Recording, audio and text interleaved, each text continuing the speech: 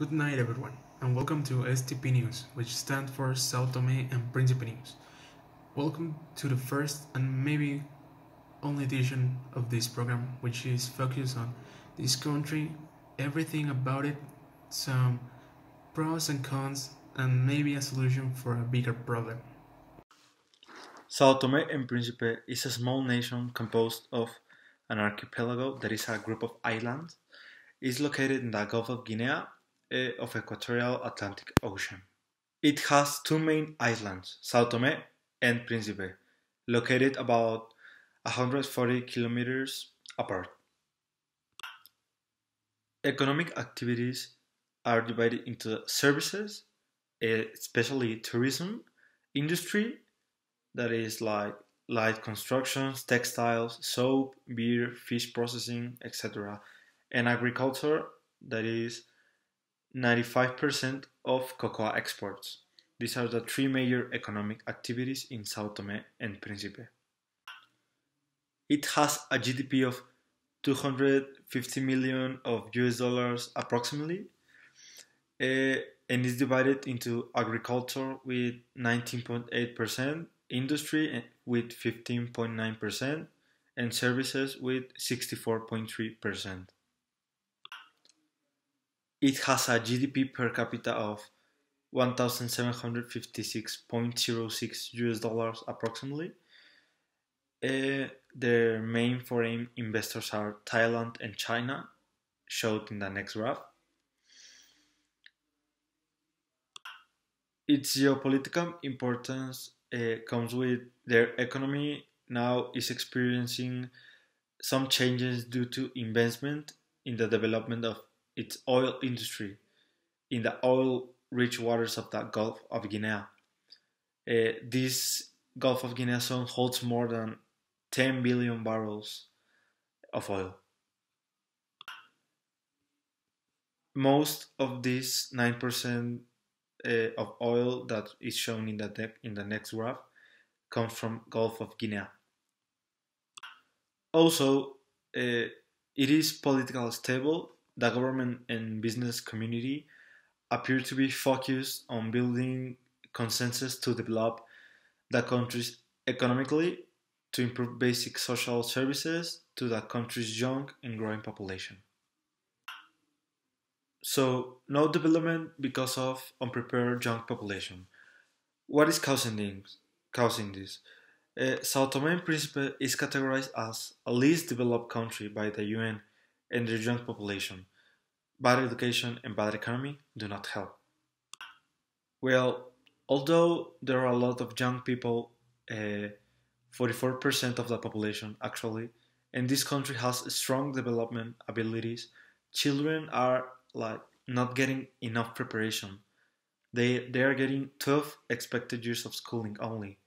So they won't help in the development of São Tomé and Príncipe, and this is a very big problem. Their expected years of schooling is only 12 years old, and almost of the half of the population have very bad economic and living conditions.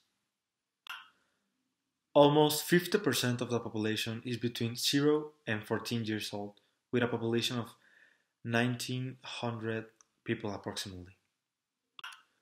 What are the consequences of this? Unprepared and uneducated children grow up and stop the country to develop.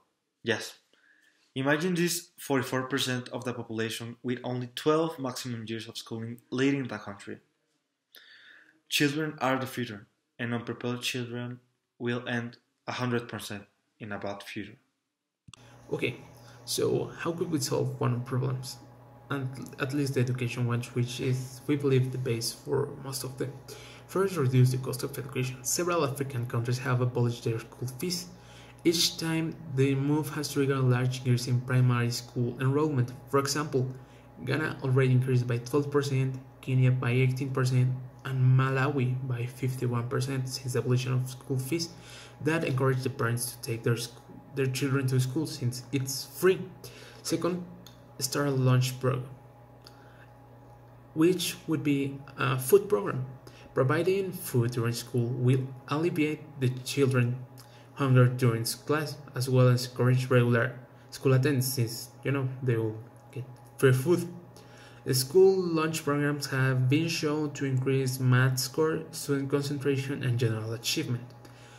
Third, educating parents. A parent investment in education is crucial for the success of the children. Providing parents with information on the value of education will be crucial in increasing and maintaining school enrollment, since they'll know that it's really progressing. Fourth, a new education model. Investing in tests and achievement is no longer useful.